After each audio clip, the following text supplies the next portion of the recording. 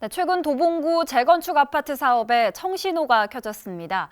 오랜 기간 재건축을 준비해온 방학동 신동아 아파트의 안전진단이 통과되면서 주민들의 기대감이 높아지고 있는데요.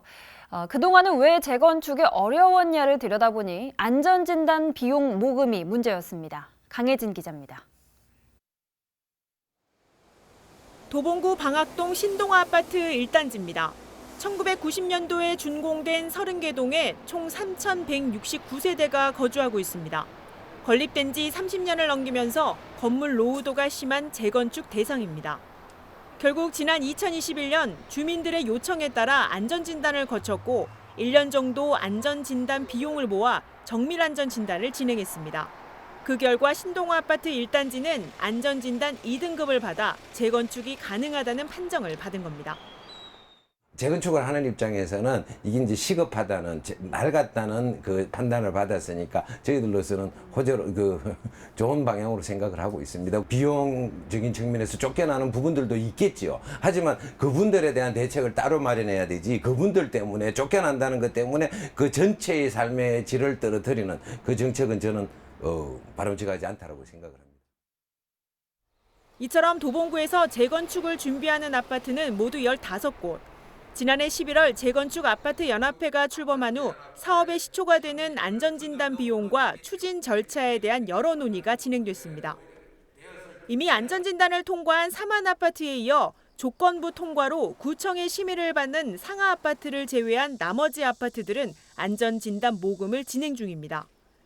비슷한 시기에 건립된 창동의 동아 아파트 역시 재건축 후보에 오르기 위해 안전진단 비용 1억 6천만 원을 모으는데 어려움이 따릅니다.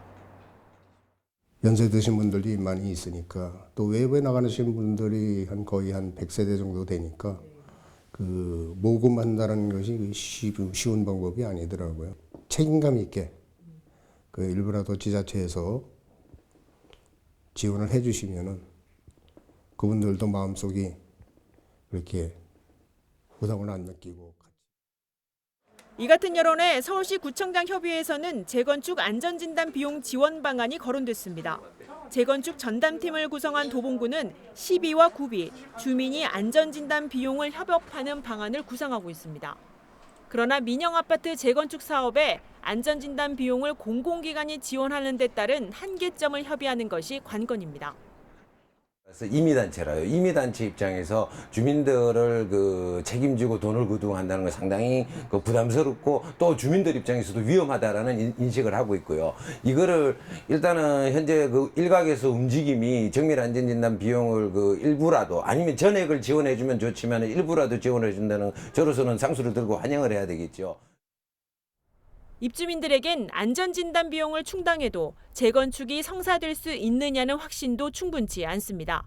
다만 정부가 재건축 안전진단 기준을 완화한 후 재건축 후보가 성사된 만큼 도봉 지역 주민들은 안전진단 비용 해결에 촉각을 세우고 있습니다. BTV 뉴스 강혜진입니다.